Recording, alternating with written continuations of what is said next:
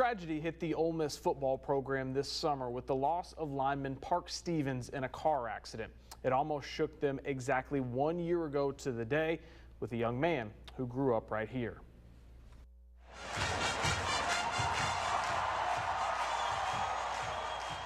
To hear that, walking down these halls and onto this field, it's a privilege granted to very few that get to wear the Rebel red and blue. But that entrance fills the imagination of so many while playing in the backyards or the dirt fields around Mississippi. Stewart Summers shared that dream. A 3-year high school starter, first at MRA and then at Pearl, Summers was one of the best quarterbacks from the 2012 class in Mississippi. Passing on chances to play at smaller colleges, he chased his dream and decided to walk on at Ole Miss last season. It was a great opportunity just to be able to be a part of the Ole Miss football team. You know, it was a dream coming true for me. Now, Stewart was far from a star on the team. He knew his role behind the likes of Bo Wallace, but Summers would help run the scout team and take his reps when they were afforded him. He even got that chance to be in uniform on the sidelines with the team he'd give anything to be a part of. And who knows, maybe one day he'd have his turn to take the field.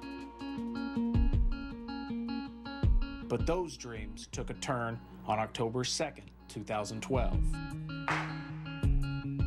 Just a Tuesday workout before practice. And I was just working out. I mean, the workout's pretty hard, but, you know, nothing too bad. And then my heart just started beating fast. And, you know, I didn't think anything of it really because it did it during high school a lot. I was walking back to the locker room and I felt real lightheaded and I knew something wasn't right. So I was getting dressed for practice and I mean, it was still beating really fast and everything. I just asked my buddy next to me, Bo Brennan, and thank God he told me to go get it checked out. So I went to the training room, and there they called the team doctor, Dr. Sherman, and he immediately took me to student health. He says, Dr. Sherman, I don't feel right.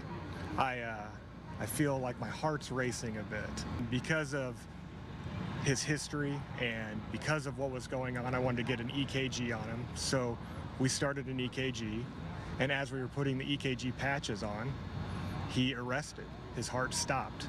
Right when I got there, they hooked me up to the EKG, and that's like the last thing I remember is I started passing out when I was on the EKG, and I flatlined, they said, and I just remember gasping for air, and Dr. Sherman telling me to hold on. We had an AED device, and I shocked him back into a normal heart rhythm, at which point he sort of woke up, and the ambulance had arrived by then. We transferred him to Baptist Hospital here where they stabilized him, and then he was immediately transferred to Jackson, to UMC, where he was seen by the cardiologist.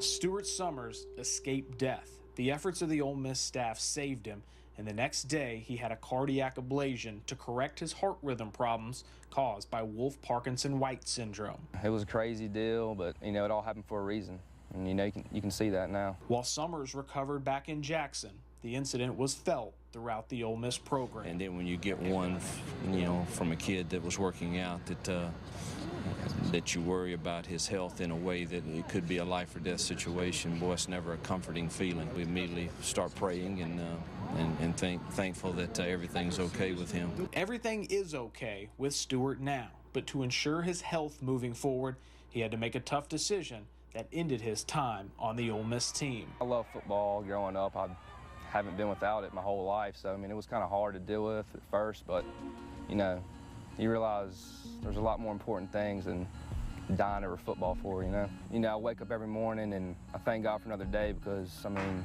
you never know, you might not get tomorrow. Now, this semester, Stewart is enrolled as a full-time student at Ole Miss, and he does hope to rejoin the team as a student assistant coach next season. That is awesome.